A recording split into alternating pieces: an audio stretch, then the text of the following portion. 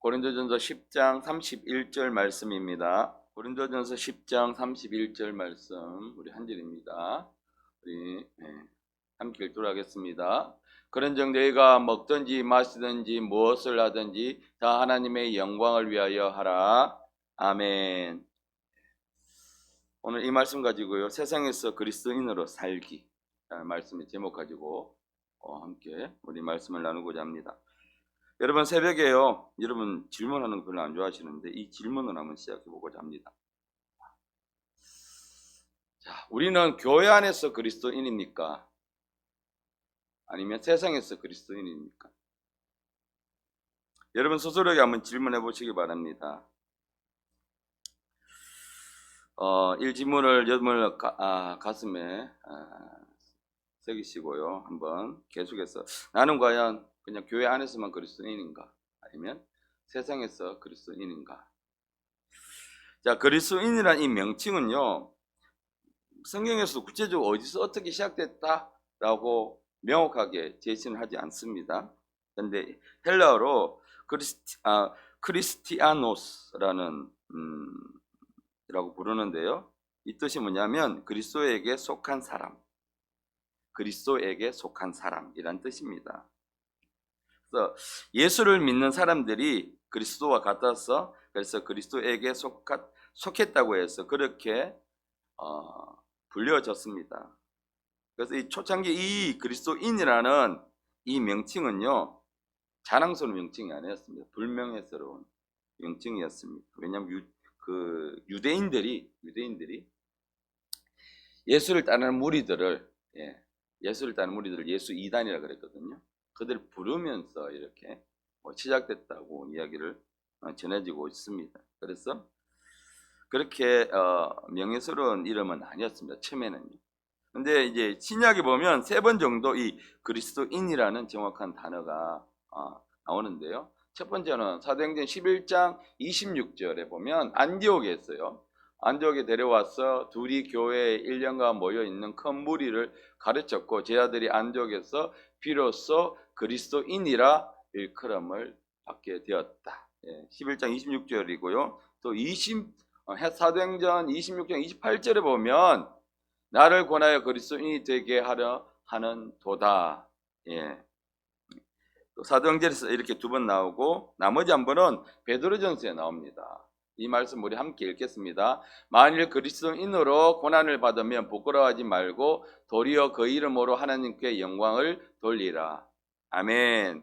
그래서 우리가 그리스도인으로서 고난을 받는 것이 오히려 더 우리가 영광스러운 이름, 하나님께 영광을 돌리는 이름이 된다는 것입니다. 지금도 우리가 보면 예수 믿는 사람들 그게 세상에서 환영받지 못하고 있지 않습니까?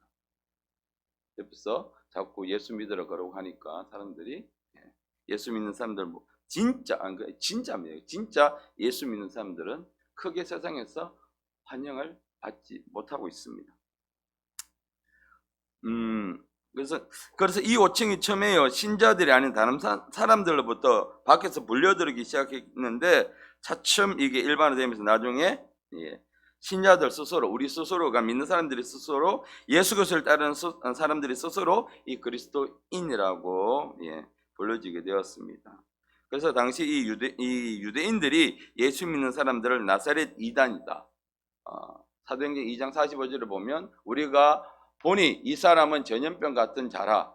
그러니까 그리스도인이 유대인들에게는 전염병을 퍼뜨리는 사람들이다. 그러니까 이 그리스도인이 사실은 그들의 입장에서 봤을 때 그렇게 환영받는 사람들 아니었습니다. 그래서 천하에 흩어진 유대인들을 다 소유하는 자요. 그래서 나사렛 이단의 우두머리라. 그래서 나사렛 이단에 속한 자들.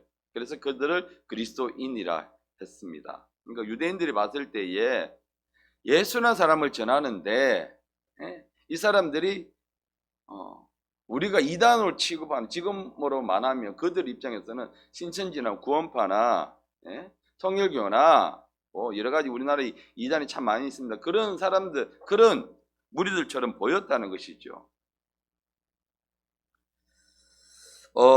그래서 이 호칭은 그리스도에 속한 충성된 무리라는 의미가 그 안에 포함되어 있습니다. 있지만 안디옥 교회 성도들에게는 조롱하면서 부르는 말에서부터 이 그리스도인이 시작되었다. 그러니까 한편으로는 정말 그리스도에게, 예수 그리스도에게 충성을 다하고 오직 그분에게만 올인하는 사람들을 밖에서 부를 때의 그리스도인입니다. 그래서 우리는 세상에서도 우리가 이렇게 보여야 한다는 것이죠.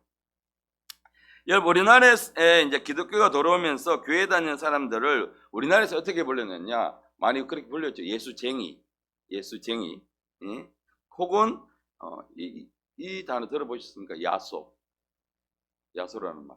저는 처음 들어봤어요. 오늘 제가 말씀을 준비하면서 우리 예수님을, 예수 믿는 사람들을 예수님을 야소라, 그리고 예수 믿는 우리 기독교를 야소교라 불렀다고 합니다. 그러니까 이것은 예수에 미친 사람이나 쟁의가 붙으면, 그렇죠? 무슨 쟁의가 붙으면 그것에 전문적인 지식을 가지고 있는 사람들을 뜻하는 것이죠. 그리고 왜 야소라 그랬느냐? 뭐 밤에 모인다는 의미로 함께 포함되어 있는데, 이 야소라는 것이 부활하다, 다시 살아나다, 뭐는 그런 의미를 가지고 있대요. 그래서 예수님이 다시 부활하시잖아요. 우리가 기독교가 부활의 종교잖아요. 그래서 야소라 그런다고 합니다. 그런데 대체로 이것도 또한 그 당시에 우리 기독교가 들어올 때에, 복음이 들어올 때에 이 유대 사상이 전반적으로 우리 그 시절 그때 사상이 지배적이기 때문에 그 사람들이 비하해서 부른 말이 예수쟁이, 야소, 이렇게 불렀다고 합니까?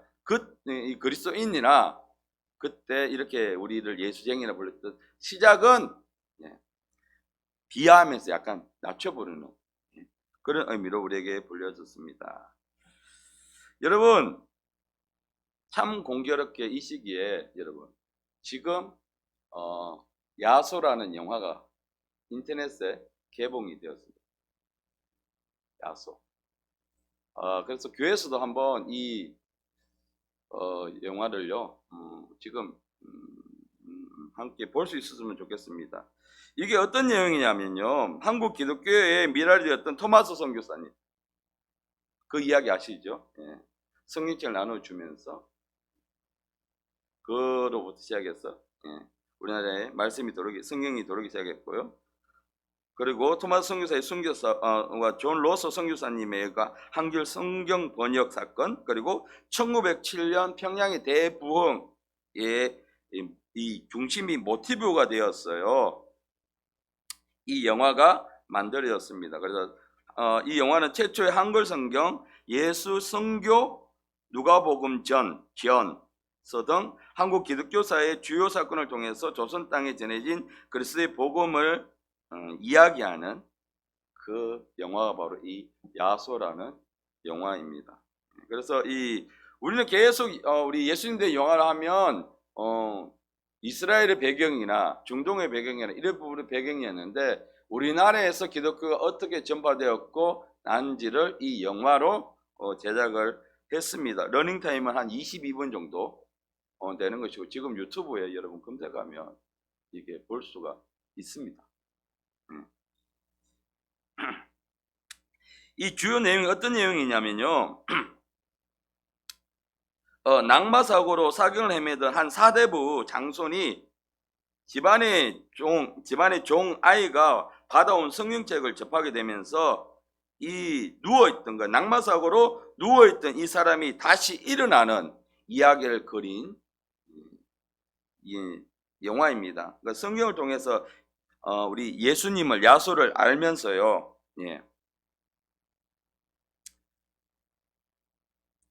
복음서에 나타난 기적과 믿음을 보면서 삶의 소망을 갖게 됐다는 그런 이야기로 시작되는 것이 바로 이 야소에 대한 영화입니다.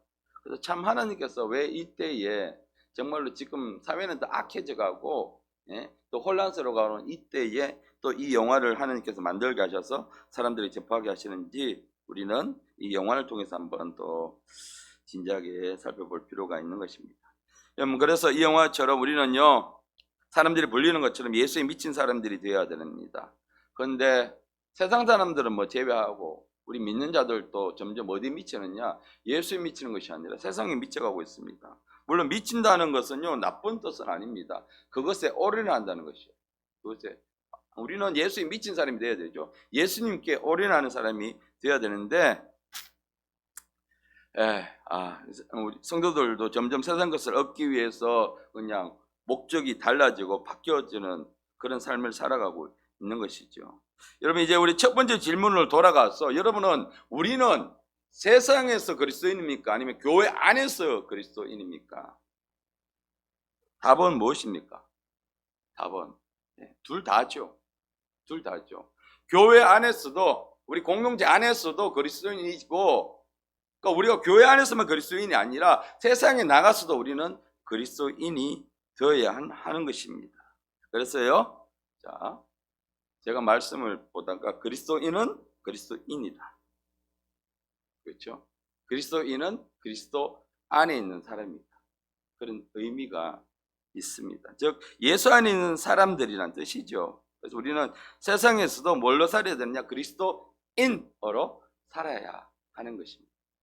예수 안에서 살아야죠. 오늘 본문 우리가 봤던 고린도전서 10장은요. 그리스도인들이 어떻게 세상에서 살아가야 하는지를 마지막 때인 지금 우리가 어떻게 살아가야 하는지 이 고린도 교회를 통해서 바울이 편지를 보내서 그 봤던 모습을 통해서 우리가 지금은 어떻게 살아가야 하는가, 우리가 지금 살고 있는 현재는 바로 말세 중에도 세기 말을 사려고 있습니다.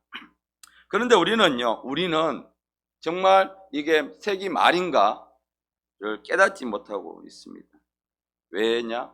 잠들어 있기 때문입니다. 세상은 성도들 자꾸만 재웁니다. 여러 가지 좋은 문명의 발달을 통해서 기도하지 못하게 만들고 말씀을 읽지 못하게 만들면서 성도들을 재웁니다.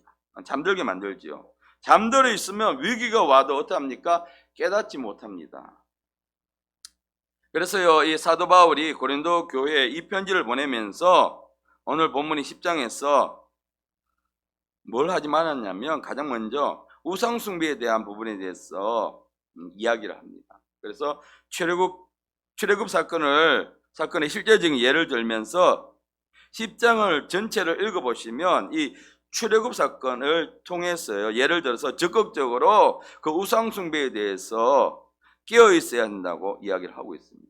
그래서 이 고린도 지역이 그때 당시에 상당히 부패하고 음란한 지역이었습니다. 그렇기 때문에 특별히 이 고린도 교회 성도들은 이방인들이 대부분을 차지하고 있었습니다. 그럼 그들이 기본적으로 세상에서 가지고 온 그 우상들을 버리지 못했기 때문에, 그러면서 교회 안에서 여러 가지 사건들이 일어나게 되고 교회가 어려워지게 되면서 이 사도 바울은 이 편지를 통해서 먼저 가지고 있는 우상을 버리라, 우상을 숭배하는 일을 피하라고 이야기를 하고 있습니다.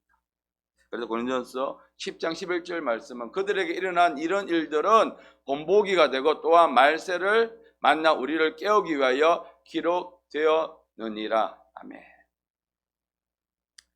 이 말씀을 저와 여러분들에게 오늘 이 세기 말을 살고 있고 말세를 살아가고 있는 이때 우리를 깨우고 있는 말씀입니다. 하나님께서 계속해서 새벽에 우리에게 부활에 대해서 계속 말씀해 주시는 것은요, 이 말세를 만나 살고 있는 우리를 깨워서 준비하라고 기회를 주시는 말씀입니다. 근데요, 이 새벽에 얼마나 많은 성도들이 듣고 있을까? 이 말씀을 얼마나 많은 성도들이 다시 한 번 더 계속 올려주고 있는데 보고 있을까? 그를 통해서 정말 이 말씀을 가지고 이 마지막 때에 얼마나 준비하고 있을까? 의문이 드는 것입니다. 분명히 하나님은 이렇게 하나님의 사람들을 통해서 분명히 경고를 하고 계시고 말씀을 주고 계십니다. 나중에 우리가 하나님 앞에 섰을 때에 하나님, 저는 몰랐는데요 라고 핑계를 댈 수가 없다는 것이, 분명히 하나님은 구약에서 마찬가지고 신약에서 마찬가지고 하나님이 백성들이 타락하고 잠들어 있을 때 사람들을 보내서 먼저 그들을 벌하기 전에, 심판하기 전에 먼저 항상 경고하시고 말씀하십니다. 그래서 우리는 세상에서 살고 있기 때문에 세상에서 그리스도인으로 우리는 살아가야 합니다. 세상과 섞여서 살아가는 전혀 그리스도인이 아닌 모습이 아니라 세상을 살아가지만 그리스도인으로서, 내가 그리스도인, 예수에 미친 사람으로서, 예수에 속한 사람으로서 그리스도인의 그 정체성을 분명히 나타내고 우리는 살아가야 합니다. 자, 그러면요, 우리는 세상에서 불멸될 그리스도인으로 어떻게 하면 그렇게 살아갈 수 있을까? 첫 번째는요, 오늘 이 본문에 나오는 말처럼 우상 숭배하는 일을 피해야 합니다. 고린도전서 10장 14절 말씀에 사도 바울은 이 고린도 교회에 정확하게 이야기를 하고 있습니다. 그런즉 내 사랑하는 자들아 우상 숭배하는 일을 피하라. 이것은 무엇입니까? 이들이 교회 안에서도 예수 그리스도 이름으로 중심으로 모였음에도 불구하고 여전히 그들은 우상 숭배하는 일을 하고 있기 때문이라는 것이죠. 여러분, 세상 사람들의 목적은 무엇입니까? 결국은 돈입니다. 정치인들의 권력을 잡으려고 하는 이유도 무엇입니까? 결국은 돈이에요.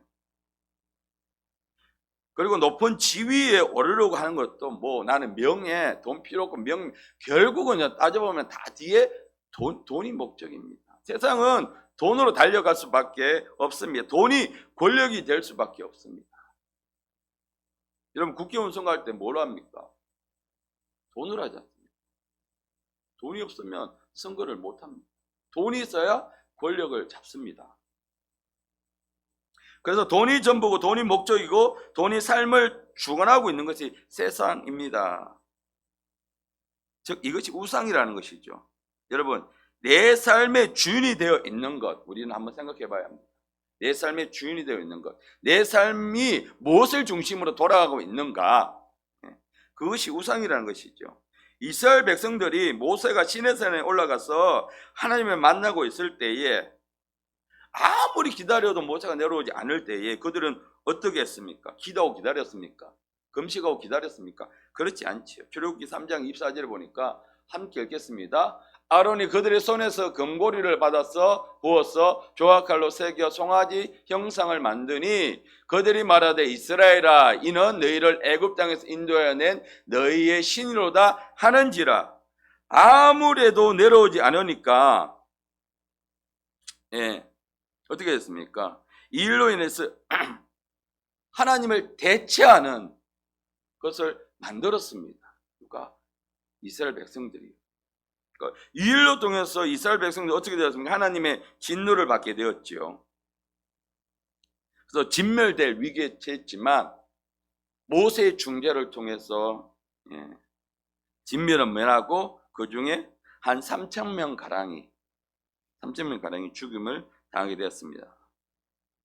그래서 이 3,000명, 죽임을 당한 3,000명은 결국 하나님이 약속하신 그 가나안 땅에 들어가지 못하고 광야에서 죽었습니다. 여러분, 이처럼 이 우상 숭배는요, 우리가 세상에서 우리가 감당해야 될 사명을 감당하지 못하게 만들고 멸망하게 만듭니다. 여러분, 우리 삶의 실제적인 주인은 누굽니까? 우리 삶의 실제적인 주인, 교회 안에서 예배 드릴 때 그렇게 우리가 인정하는 그 실제적인 주인 말고 우리가 세상에 나갔을 때 그리스도인으로 우리가 살아갈 때 진짜 실제적인 주인은 누구냐 이 말입니다. 하나님이 아닌 다른 것이 내 삶의 실제적인 주인이라면 적시로 회개를 해야 합니다. 그리고 우리는 하나님께 돌아와야 합니다. 그래서 우리가 세상에서요, 여러분, 우리가 세상에서 그리스도인으로 살기 위해서는요, 우리가 그리스도인이 되어야 합니다. 근데요, 교회 안에만 그리스도인이고 밖에 나갔을 때는 그리스도 아웃으로 사는 사람들이 너무나 많이 있어요. 그러니까 교회 안에서만 면목상, 문의상 그리스도인이 너무나 많이 있다는 것이죠. 자, 요한복음 15장 7절 8절 말씀 함께 읽겠습니다. 너희가 내 안에 거하고 내 말이 너희 안에 거하며 무엇인지 원하는 대로 구하라. 그리하면 이루리라. 너희가 열매를 많이 맺으면 내 아버지께서 영광을 받으실 것이요 너희는 내 제자가 되리라. 우리가 그리스도인으로 살기 위해서 왜 우리가 그리스도인이 되어야 되는가? 바로 오늘 요한복음 15장 7절 8절 말씀에 우리가 그 안에 거할 때 열매를 많이 맺는데 그 열매를 통해서 누가 영광을 받으시느냐고요? 바로 우리 아버지 되신 하나님께서 영광을 받으신다는 것입니다. 그래서요, 내 삶의 주관자가 바로 예수 그리스도가 되어야 합니다. 이 말은 우리 아무리 들어도 아무리 강조해도 지나치지 않는 말씀입니다. 우리가 그렇게 살기 위해서 잘 안 되지만 부단히 노력해야 된다는 것이죠. 여러분, 우리들의 마음에 누가 있습니까? 우리들의 마음의 자리에 예수가 계십니까? 우리 삶의 목적은 무엇입니까? 이런 질문들을 통해서요, 과연 나는 무엇 때문에 이 땅에서 살고 있는가? 자녀들의 성공인가? 우리 가정의 편안함인가? 아니면 나의 편안한 노후 때문인가? 여러분, 하나님께서 우리를 이 땅에 보냈을 때 우리에게 감당할 사명을 주셨습니다. 한 사람 각자에게 다 그 사명은 다릅니다. 그것이 바로 우리가 이 땅에서 살아가는 삶의 목적입니다. 삶의 존재 이유가 거기에 있습니다. 여러분, 우리의 궁극적인 사명은요, 예수 그리스도의 정인이 되는 삶을 사는 것입니다. 그 사람이 이 땅에서 하는 일들이 큰 일이든 작은 일이든 그 어떤 일을 감당하든 우리는 사명을 감당하면서 주님의 오심을 기다려야 합니다. 정말 이 마지막 때에 정말 우리가 이 사명을 감당하면서요, 내가 지금 사명이 무엇인가 잘 모른다면 기도해야죠. 하나님, 이 마지막 때에 나를 지금 어디에 사용하시려고 저를 이런 환경으로, 이런 모습으로 저를 이곳에 보내주셨습니까? 라고 우리는 주님 앞에 끊임없이 기도를 통해서 묻고 그 사명을 우리가 발견하면서 살아가는 자, 그리고 마지막 때 예수 그리스도의 신부로 우리가 준비되는 자로 살아가야 합니다. 이 우리 삶의 목적이 바로 여기에 있는 것이죠. 그래서 목적이 있는 삶은 그 삶이 질이 달라요. 방향성이 다르다는 것입니다. 내가 주어졌으니까 오늘 하루도 나에게 시간이 내가 살아가니까 오늘 내가 어떻게 눈을 떴으니까 살아가는 그 삶을 살아가는 사람의 삶은요, 질이 다르다는 것이죠. 그래서 우리 잘 아는 말씀이죠. 사도행전 1장 8절 말씀, 오직 성령이 너희에게 임하시면 너희가 분노를 받고 예루살렘과 온 유대와 사마리아와 땅끝까지 이르러가. 우리 모든 삶 속에서 예루살렘과 온 유대와 사마리아 땅 열방까지도 어디에서 우리 삶 속에서 뭐가 되라? 예수 그리스도의 정인이 되라는 거예요. 우리 삶 속에서 특별한 곳에 가서 정인이 되라는 것이 아니라 땅끝까지 가서 정인이 되는 거 아니에요. 예루살렘과 온 유대와 뭐예요? 이스라엘 그 사람들의 삶의 근거지죠. 그 삶이 살고 있는 장소죠. 거기서부터 시작해서 어디까지? 땅끝까지 내 정인으로 살아라고 이야기를 하고 있습니다. 그래서 우리가 살아가는 곳에서 우리는 그리스도의 정인의 삶을 살아가야 합니다. 그것이 바로 뭐다? 그리스도인으로, 그리스도 안에서 사는 삶의 모습입니다. 그래서 여러분, 그렇기 위해서는 우리가요, 내 속에 예수 그리스도만 있어야 합니다.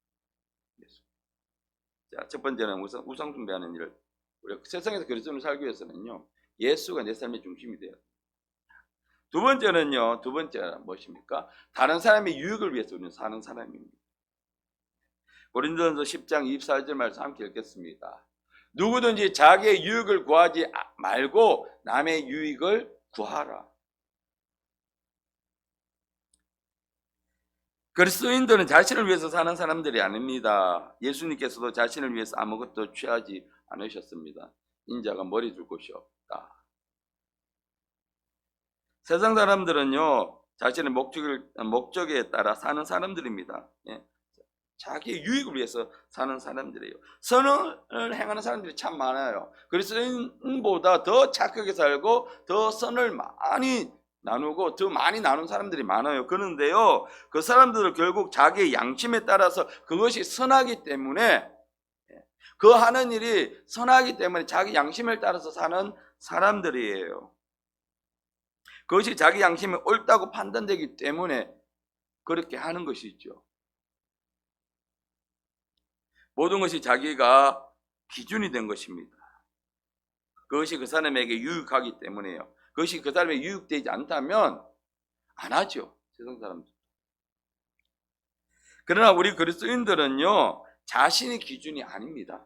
누가 기준입니까? 우리는 우리도 양심을 따라 살죠. 근데 그것이 무엇입니까? 말씀에 합당하기 때문입니다.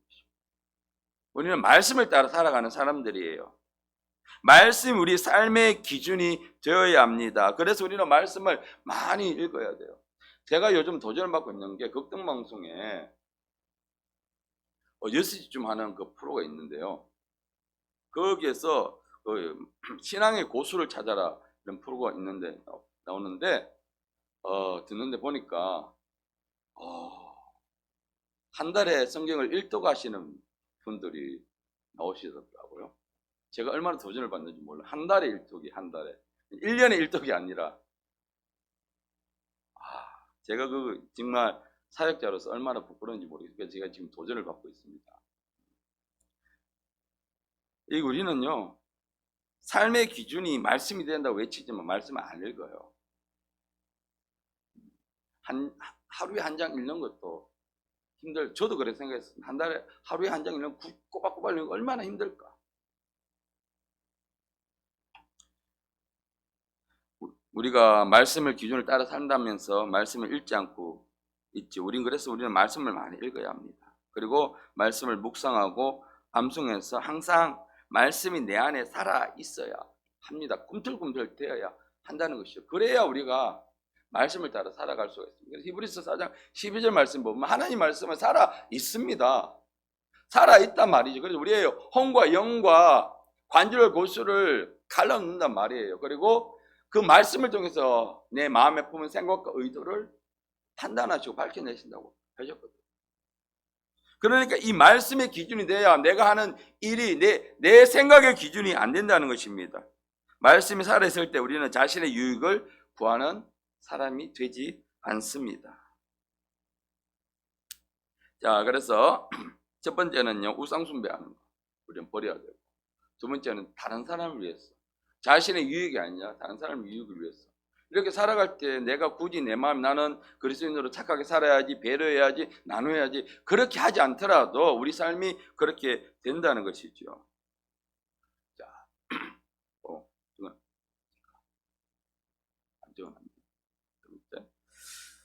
자, 여러분, 그러면 그리스도인들은 왜 그런 삶을 우리가 살아야 할까?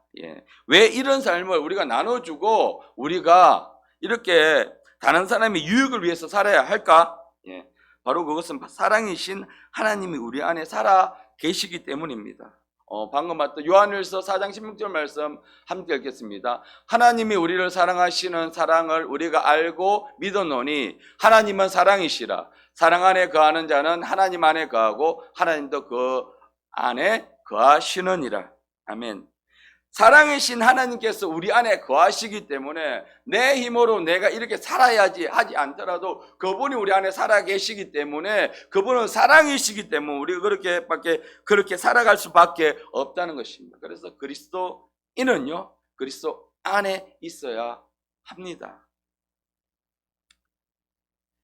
그래서 우리는요, 더 뜨겁게 사랑해야 하고 우리 제자교회가 가장 먼저 회복해야 할 것은 무엇입니까? 바로 하나님의 이 사랑을 우리는 회복해야 합니다. 하나님께서 이제 우리가 전도하면서 영혼을 보내주실 때에 교회 공동체 안에 사랑이 없어. 메말라 있어. 몸이 건조해. 왔는데도 사랑을 느끼지 못해. 그러면 그들이 이 공동체 안에 머물기를 원할까요? 여러분들도 그런 공동체에 가면 그런 공동체에 속하고 싶습니까? 들어갔는데 몸이 건조해. 너무 개인적이야. 그냥 와서 예배만 드려. 사랑이 없어. 하나님의 사랑으로 했는데 그런 공동체 안에 들어와서 신앙생활을 하고 싶습니까? 아니지 않습니까? 그러니까 나가서 전도하고 우리는 교회 안에 이 하나님의 사랑을 회복해야 하는 것입니다. 그래서 우리는 하나님의 사랑은 고린도전서 13장에서 정리하고 있는데 시간이 좀 걸리지 우리 이 말씀 한번 읽어봤으면 좋겠습니다. 너무나 잘 알고 말씀인데 한번 읽겠습니다. 사랑은 오래 참고 사랑은 온유하며 시기하지 아니하며 사랑은 자랑하지 아니하며 교만하지 아니하며 무례히 행하지 아니하며 자기의 유익을 구하지 아니하며 성내지 아니하며 악한 것을 생각하지 아니하며 불의를 기뻐하지 아니하며 진리와 함께 기뻐하고 모든 것을 참으며 모든 것을 믿으며 모든 것을 바라며 모든 것을 견디느니라. 이것이 바로 우리 하나님의 사랑입니다. 이것이 바로 하나님의 사랑 안에 거하는 사람들의 모습이라는 것이죠. 이 사랑이 있기에 자기의 유익보다 다른 사람의 유익을 구할 수가 있는 것입니다. 이 사랑이 우리 안에 넘칠 때예요. 절대로 내 의지대로 결심한다고 해서 내가 노력한다고 해서 이 삶을 살아갈 수가 없습니다. 오직 성령님께서 도와줄 때 가능한 것입니다. 자, 이제 세 번째요. 세상을 분별한 그리스도인을 살아가기 위해서 첫 번째 우상숭배를 피하는 것. 예수께서 내 삶의 중심이 되어야 되고, 두 번째 다른 사람의 유익을 위해서 살아가야 되죠. 결국 하나님의 사랑이 그 사람 안에 있어야 되고, 세 번째는요, 하나님의 영광을 위해서 우리가 살아가야 합니다. 오늘 우리 여기도 본문이죠. 그러나 너희가 먹든지 마시든지 무엇을 하든지 다 하나님의 영광을 위하여 하라. 우리는 세상에서 하나님의 뭡니까? 대표 선수입니다. 대표 선수예요. 국가대표 선수는요, 자신의 영광이 아니라 그 나라, 자기가 대표하고 있는 나라의 영광을 위해서 경기하는 사람들입니다. 그래서요, 그 자리가 얼마나 영광스럽고 책임감이 무겁는가도 너무나 잘 알고 있습니다. 참 책임감이 무겁죠. 그래서 내가 조금 손해를 보더라도, 여러분, 나라가 영광이 된다면, 영광을 받는다면 얼마든지 그 손해를 감수할 수 있는 사람들이 바로 국가대표 선수들입니다. 우리가 하늘나라를 대표하고 있는 국가대표 선수라면 내가 이 땅에서 조금 손해를 본다 할지라도, 오직 내가 손해보고 내가 고난을 받는다 할지라도 그것이 하나님께 영광이 된다면 우리는 그 길을 살아가야 되겠죠. 그것이 바로 국가대표 선수의 역할이라는 것입니다. 그래서 여러분, 국가대표 아무나 시킵니까? 절대 아무나 시키지 않습니다. 그 자격에 맞게, 그 실력에 맞게. 그래서 모든 종목에서 국가대표가 된다는 건 그 사람에게 최종의 목적이고 목표가 되는 것이죠. 얼마나 자랑스럽습니다. 또한요, 우리는요, 하나님 나라의 뭡니까? 대사입니다. 대사는 무엇입니까? 자기 국가를 대표하는 사람으로서 다른 나라에 가 있어서 국가 일을 대신 수행하지요. 그 나라를 대표하는 대사가 잘못하면 그 나라가 비난을 받습니다. 그래서 그 대사의 결정은요, 국가의 결정이 되는 것입니다. 철저하게요, 이 대사는 자국의 이익에 우선해서 행동하고 판단할 수밖에 없습니다. 이 일로 통해서 어떤 자기 자신에게 불이익을 받는다 할지라도 그 대사는 충분히 그 불이익을 감수하고 두려워하지 않는다는 것이죠. 우리가요, 하늘나라 대사로서 이 땅에 우리가 파송되었습니다. 세상으로부터 비난받고 불이익을 받는다 할지라도 그것이 하나님의 영광이 된다면, 혹은 그것이 하나님의 영광이 되지 않는다면 우리가 그 일을 하지 말고 해야 되는 것이죠. 여러분, 내가 손해를 본다고 해도, 사람들에게 변화를 받는다고 해도 오직 하나님의 영광이 된다면 우리는 반드시 그 일을 해야 합니다. 우리가 세상에서 그리스도인으로 분별되기 위해 살기 위해서는요, 가장 큰 기준이 바로 내가 하는 이 일이 하나님께 영광이 되느냐 아니면 영광이 되지 않느냐, 이것을 우리가 분별하면 알 수 있습니다. 그것이 하나님께서 우리를 이 땅에 보내신 목적입니다.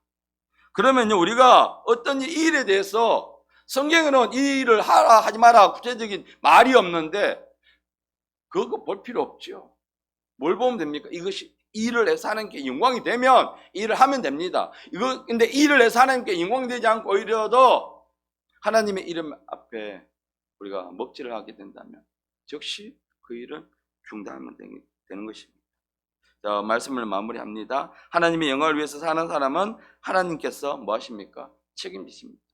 대사로 파송받고 국가대표로 보냈는데 모든 것은 누가 책임집니까? 국가가 책임집니다. 하나님께서 마찬가지입니다. 이 땅에서 하나님보다 더 큰 분이 계십니까? 이 땅의 만물의 주인이심이 바로 하나님이신데, 여러분, 이 땅에서 그냥 대기업 회장의 말에도 엄청난 능력이 있고 위력이 있는데요, 이 모든 것의 중앙적인 하나님께서요, 말씀은 능치 못함이 없지요. 그래서 대저 하나님 모든 말씀은 능하지 못하심이 없습니다. 여러분 이 말씀 붙잡으시고 우리가 세상에서요, 여러분 세상에서 분별된 그리스도인으로 살기 위해서는요, 우리가 그리스도인으로 우리가 살아가야 합니다. 그래서 오늘 또 오직 예수, 오직 말씀, 오직 하나님의 영광을 위해서 사는 여러분이 되시길 예수 이름으로 축원합니다. 함께 우리 기도하시겠습니다.